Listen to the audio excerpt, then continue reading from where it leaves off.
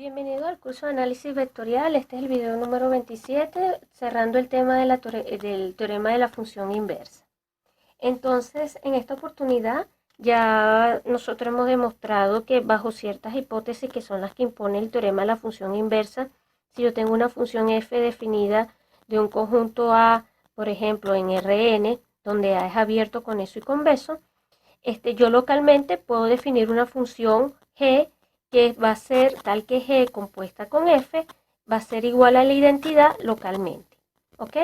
Y habíamos visto que entonces esa g es diferenciable, es una función continua localmente todo el tiempo, o sea, alrededor de un punto específico, y que la matriz diferencial de g no iba a ser otra cosa que el inverso de la matriz diferencial de la función f. ¿Ok? Claro, todo esto localmente en un punto específico. Ahora bien, nosotros vamos a ver rápidamente el caso en que f está definida de R2 en R2, cómo se construye explícitamente esa inversa. Y para ello utilizamos el teorema de la función implícita, porque fíjense, si yo tengo, la situación es esta, ¿no? Yo por acá tengo mi función f, por acá tengo mi conjunto A, aquí fijo un punto, vamos a suponer que todos los puntos acá van a tener coordenadas x, y, ¿ok? Fijo un punto x0, y0, construyo una bola y paso a mi conjunto de llegada que vuelve a ser R2. Aquí caigo en un cierto punto Q sub 0, que entonces alrededor de ese punto construía otra bola pequeñita y a partir de allí podía encontrar mi función G. La existencia de G me la da el teorema de la función inversa, mediante la cual yo podía devolverme. ¿Ok? Esta G era diferenciable y continua.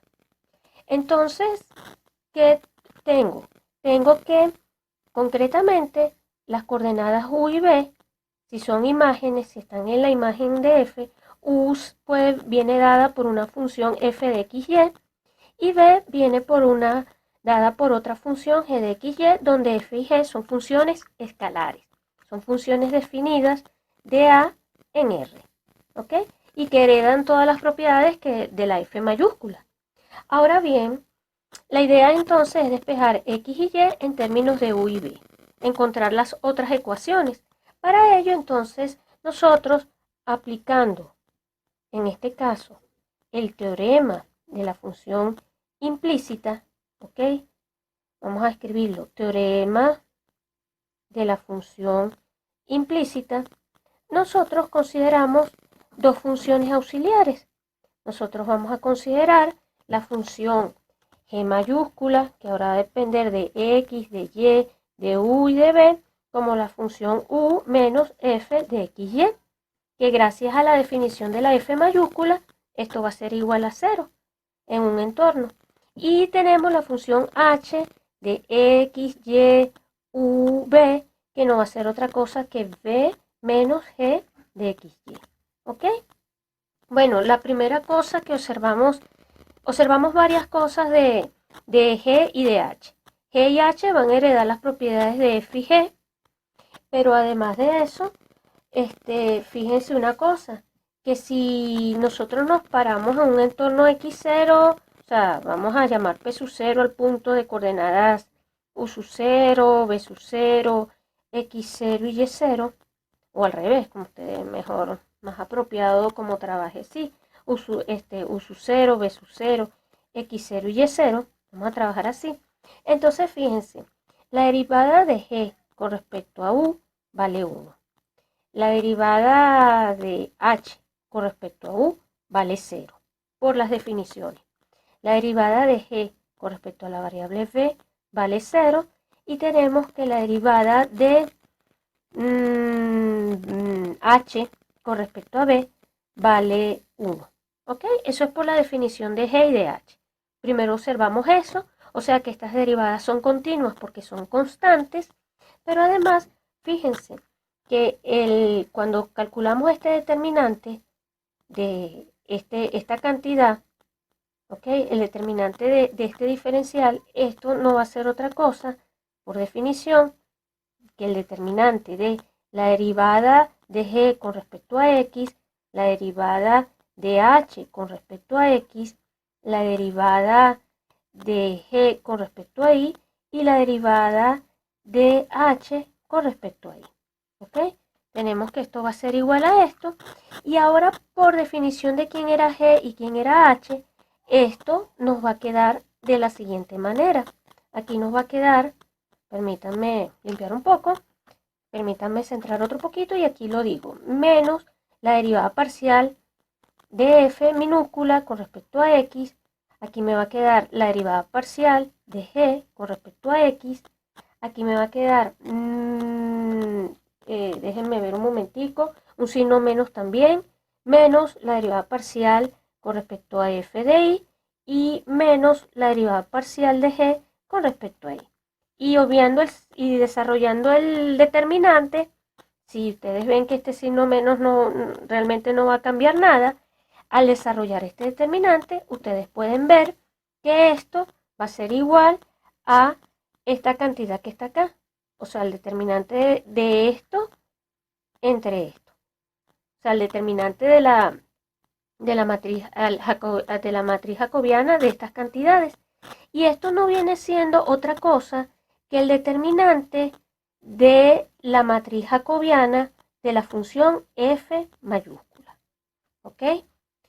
Entonces, como por hipótesis, nosotros tenemos que el teorema de la función implícita nos pide, y el teorema de la función inversa también, que este determinante sea distinto de cero. Si nosotros ahora tenemos que esto es distinto de cero, esto, como esto es igual a esto y esto es igual a esto va a ser distinto de cero. Y esto entonces me va a permitir a mí decir, como esto, lo voy a escribir así ahora, como esta cantidad evaluada en P sub 0 es distinto de 0, el teorema de la función implícita, el teorema de la función implícita, me permite concluir lo siguiente. Vamos a escribirlo aquí apretadito. Implícita me permite decir lo siguiente. Me permite decir que existen dos funciones. Vamos a llamarla tenedor y creo que este sí.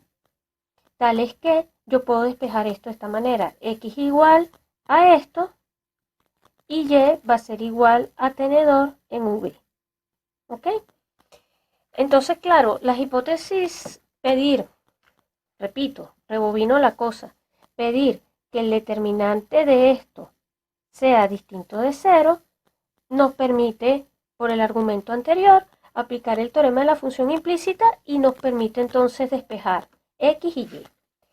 La existencia entonces de las funciones, de estas funciones que son las funciones de despeje, me las garantiza el teorema, pero no me dice cómo calcularlas. Sin embargo, el teorema de la función implícita me dice cómo yo puedo calcular sus derivadas. Y sus derivadas van a venir dadas de la siguiente manera. Fíjense, por ejemplo, la derivada de x con respecto a de u. Porque acuérdense que, repito, cuando yo escribo ahora x igual a una cierta función phi de v y y la escribo como tenedor de v, ahora el objetivo es hallar las derivadas parciales de estas dos funciones o de estas dos variables con respecto a u y a b y la y con respecto a u y b respectivamente. Entonces esas las voy a denotar de esta manera.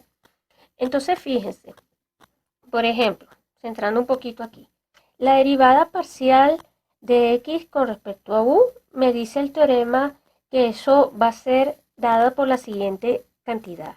Esto va a ser menos, y aquí entonces, pongámoslo así, voy a dividir entre, aquí me quedaría esta cantidad de GH, el determinante de la matriz de esto, el jacobiano de GH con respecto a V, ¿ok?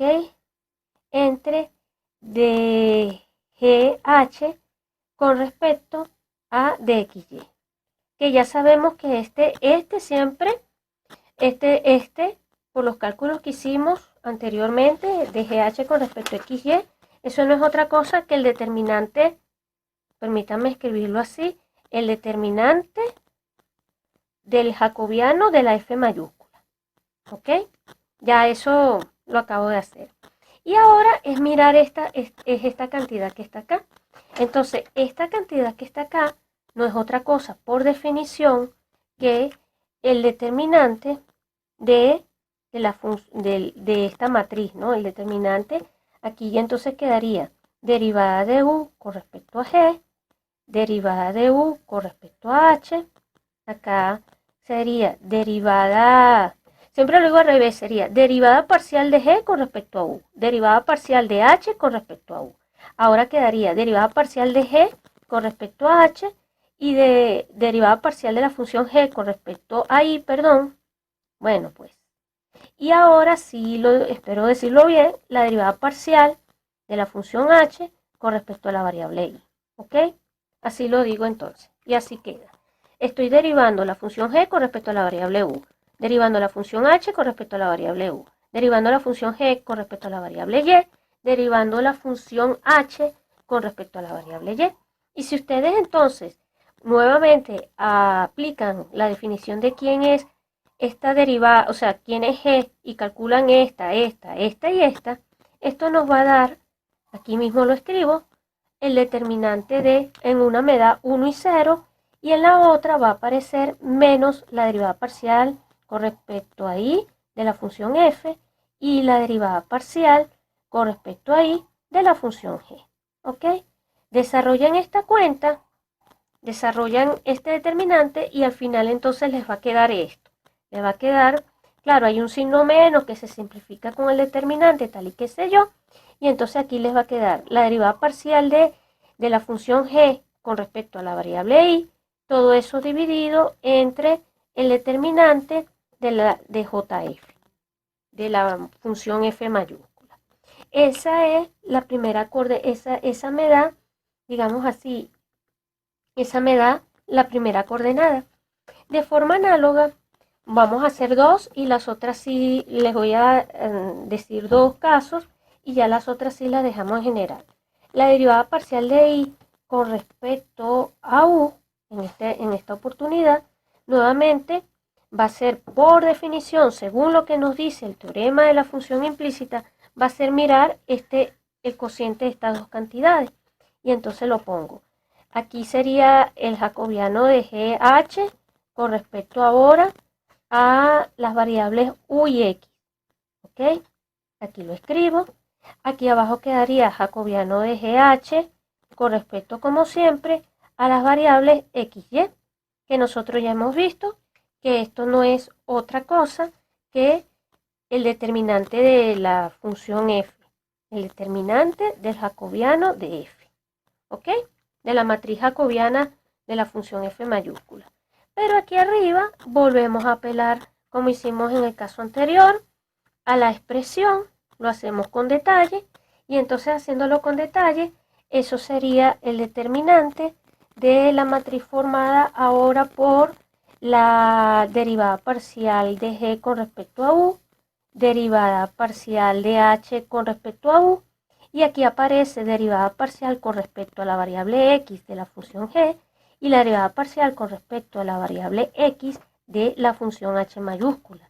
Nuevamente, ustedes realizan los cálculos apelando a la definición de g y de h y entonces se van a encontrar que esto les va a dar exactamente, aquí aparece 1, aquí aparece 0, aquí aparece entonces menos la derivada parcial con respecto a la variable x de la función f y la derivada parcial con respecto a la función x de la función g minúscula.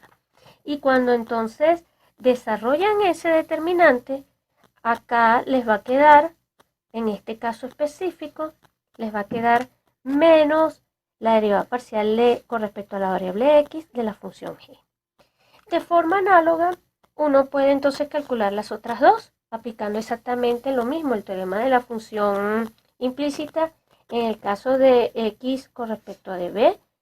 Ya sabemos que aquí va a quedar 1 sobre el determinante, ya sabemos que aquí va a quedar jf, y aquí arriba multiplicado me va a quedar entonces de GH con respecto a de BY, ¿ok?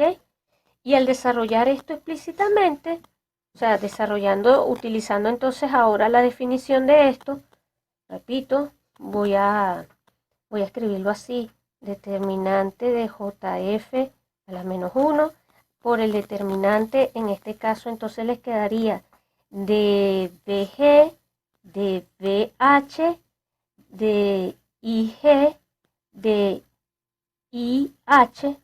Bueno, y al desarrollar esto, enfocamos mejor. Al desarrollar, aquí estoy derivando ahora con respecto a I. Al desarrollar esto, nuevamente entonces me van a quedar, acá me va a quedar el determinante de la matriz 1, 0 y menos derivada parcial de I con respecto a F, menos derivada parcial de F con respecto a I, derivada parcial de G con respecto a I. ¿Ok? Y entonces nuevamente, cuando ustedes desarrollan esto, finalmente, aquí les va a quedar esta expresión. Aquí para la derivada en este caso va a dar menos derivada parcial de I con respecto a F dividido entre el determinante de JF. ¿Ok? El determinante de la matriz jacobiana de la función F mayúscula. Finalmente, lo digo brevemente, la derivada de I con respecto a dB, entonces nos va a dar algo parecido, pero nos va a quedar menos esta que está aquí, dividido entre el determinante de la, otra vez, de la matriz jacobiana, JF. Y entonces, claro, cuando ustedes comparan y escriben explícitamente, ahora sí, escriben explícitamente, porque estamos calculando es esta, JG, bueno, JG no va a ser otra cosa que 1 sobre el determinante de JF multiplicado por esta matriz, que va a ser entonces derivada parcial de I con respecto a G, menos derivada parcial de I con respecto a F, menos derivada parcial de X con respecto a G, y después acá de X con respecto a F. O sea que una es la inversa de la otra. Hemos efectivamente, directamente mediante los cálculos, verificado o hemos calculado que esta es exactamente esta matriz, que, en términos de matrices, que esta no es otra cosa que esta que está acá. Que la matriz, que el diferencial de G es el inverso, es la matriz inversa de la función F. Estas cuentas tienen validez solo localmente y esto se obtiene gracias al teorema de la función implícita.